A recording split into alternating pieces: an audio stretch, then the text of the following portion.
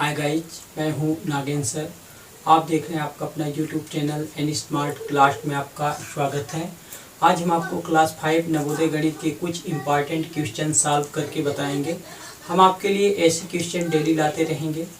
हम आपसे रिक्वेस्ट करते हैं कि आप घर में रहें, सुरक्षित रहें, जैसे कि आप देश का हाल देख ही रहे हैं कोरोना की वजह से।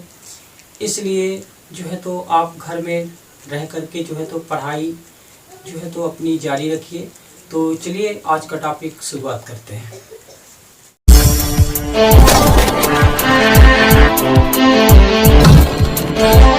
हमारे चैनल को सब्सक्राइब करें और इसी प्रकार की वीडियो पाने के लिए बेल आइकन। तो ये रहे आपके सामने क्वेश्चन। जैसे कि पहला नंबर दिया गया है, एक संख्या का 3/4 इस संख्या के 1/3 से 60 अधिक है, यह संख्या क्या है?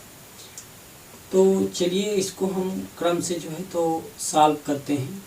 एक बात आप ये ध्यान रखिए कि ये जो मैंने क्वेश्चन लिए हैं ये नवोदय की लूसेंट बुक से लिए गए हैं। तो आप जो है तो अच्छे से तैयारी करिए। तो चलिए इसको हम सॉल्व करते हैं। पहला नंबर तो यहाँ हम राइट कर लेते हैं।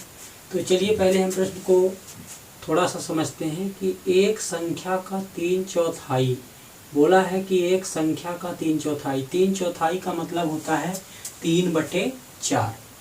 तो पहली बात तो यहाँ हमें संख्या जो है तो मालूम नहीं है, क्योंकि बोला है एक संख्या का 3/4। तो संख्या मालूम नहीं तो संख्या को जो है तो हम चर राशि से मान लेते हैं। चर आप कुछ भी ABCD के अक्षर मान सकते हैं। तो हम मान लीजिए ABCD के लेटर में ज़्यादातर जो है तो x या y माना जाता है। तो हम मान लिए वो संख्या क्या है, x है। हम x मान लिए, x का 3/4। अब का मतलब तो जानते ही हैं, गुणा होता है, मतलब उस संख्या का 3/4। तो संख्या x का 3/4 मतलब x का गुणा। नवोदय के सवाल आप जब भी लगाएं तो हमेशा 60 में लगाने का प्रयास करें, क्योंकि आपके पास ज़्यादा समय नहीं रहता है। तो इसलिए संख्या की जगह हम x लिखे, क्योंकि संख्या में मालूम नहीं थी। का मतलब गुणा, और 3/4 का मतलब 3/4। और इसके आगे क्या बोला है, एक संख्या का 3/4 मतलब एक संख्या का 3/4 इस संख्या के 1/3 से 60 अधिक है।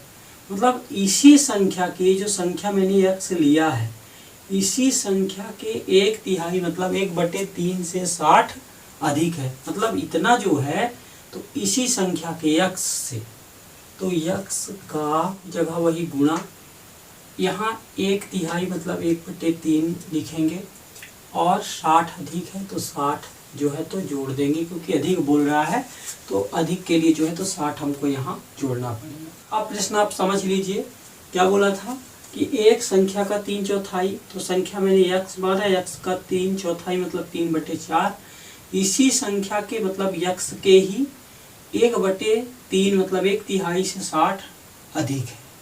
तो ये हमारा एक तरह से समीकरण बन गया। चलिए इसको हम लगा लेते हैं। 3 का x में गुणा करेंगे तो 3x आ जाएगा, और ये नीचे 4 है तो 4 ही लिख देंगे। ऐसे इधर भी x का 1 में गुणा करेंगे तो x ही रहेगा, और ये 3 रहेगा, और ये 60 हो जाएगा। इस तरह हो गया। अब इधर देखिए क्या करेंगे, ये x वाला है, ये x वाला है, तो x वालों को हम एक तरफ ला लेते हैं। तो 3x/4 ये प्लस में है, इधर आएगा तो -x/3 हो जाएगा, और ये प्लस 60 है तो 60 जो है तो हम लिख देते हैं कि बराबर इधर 60 कर देते हैं। ऐसे कर देंगे। मतलब हम यहाँ क्या करेंगे, जो x वाले हैं इनको हम एक साइड राइट कर देंगे। ये प्लस में था तो इसको मैंने पक्षांतरित किया, इसको मैंने बाएं साइड में लाया तो ये प्लस में था तो माइनस में हो गया।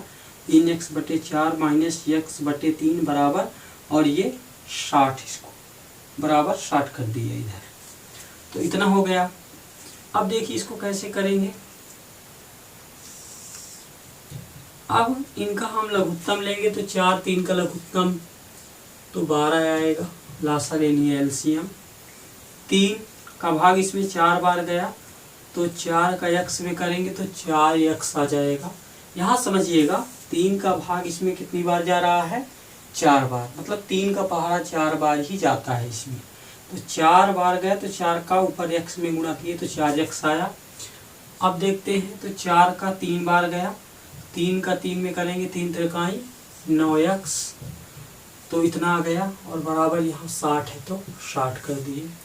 अब 9 यक्स में 4 यक्स घटा देंगे तो कितना आ जाएगा, 5 यक्स और नीचे 12 ही है और बराबर 60। तो 5 यक्स बराबर ये भाग में है, जब इसको पक्षांतरित करेंगे तो भाग का गुणा हो जाता है, गुणा का भाग तो उधर जाएगा तो 60 गुणे 12 हो जाएगा।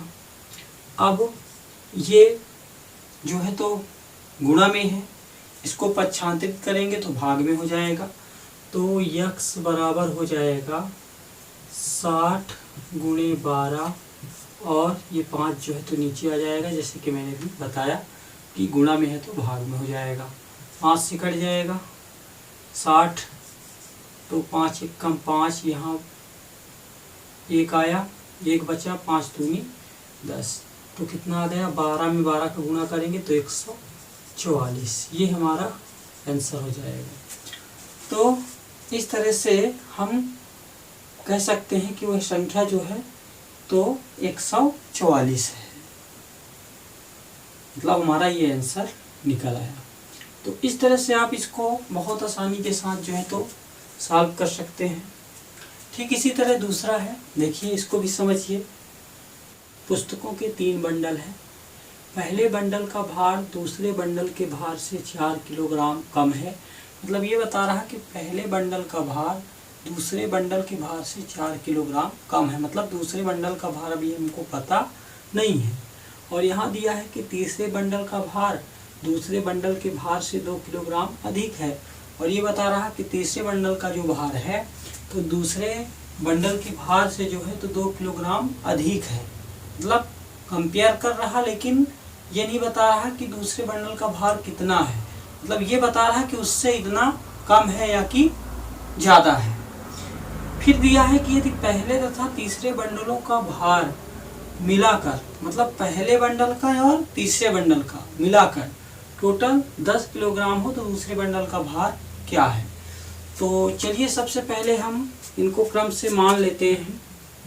हम मान लेते हैं कि दूसरा बंडल x है, क्या मान लेते हैं, दूसरा बंडल x है, क्योंकि हमको दूसरा बंडल पता नहीं है। पहला बंडल तो पता है, दूसरे से जो है तो कम है, और तीसरा भी पता है दूसरे से अधिक है, लेकिन दूसरा पता नहीं है, तो दूसरा बंडल हम यहाँ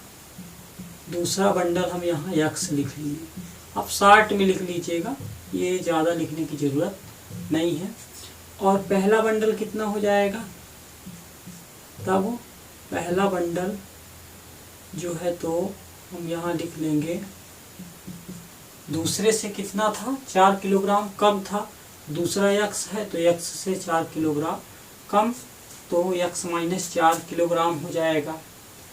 और तीसरा बंडल कितना हो जाएगा, देखिए तीसरा बंडल हो जाएगा, दूसरे से जो है तो 2 किलोग्राम अधिक था, तो दूसरा x है, x में से 2 जोड़ दिए तो x प्लस 2 किलोग्राम, दूसरा बंडल x, पहला बंडल x माइनस 4 किलोग्राम, तीसरा बंडल x प्लस 2 किलोग्राम। इस तरह से इसको जो है मैंने राइट कर दिया। अब यहाँ दिया है कि पहले तथा तीसरे बंडल का मिलाकर कुल भार 10 किलोग्राम है, मतलब पहला और तीसरा इनको मिलाकर टोटल इनका भार कितना है, 10 किलोग्राम। तो चलिए हम मिला लेते हैं, मतलब दोनों को जोड़ लेते हैं, मिलाना है मतलब जोड़ना है, x minus 4 plus x plus 2, total मिलाकर कितना है, 10 है। तो चलिए इसको हम हल करते हैं। तो x वालों को पहले जोड़ लेते हैं, मतलब चर वालों को और फिर अचर वालों को, तो x तो 2x हो गया, माइनस प्लस घट जाएगा चिन्ह बड़ी संख्या का, तो 4 में 2 घटाएंगे तो ये -2 ही आएगा, क्योंकि 4 में 2 घटा तो 2, लेकिन चिन्ह माइनस का ही रहेगा, बड़ी संख्या का हमेशा रहता है। और बराबर 10 है तो 10 हो गया। अब ये 2x है बराबर, क्योंकि इस 2 को हम पक्षांतरित करेंगे, दाईं ओर ले जाएंगे, ये -2 है तो दाईं ओर जाएगा तो +2 हो जाएगा, 10 + 2 हो जाएगा।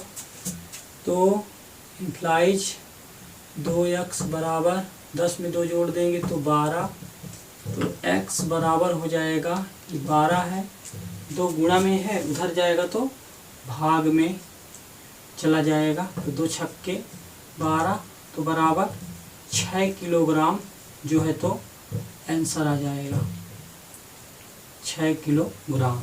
मतलब दूसरे बंडल का भार जो है तो 6 किलोग्राम है।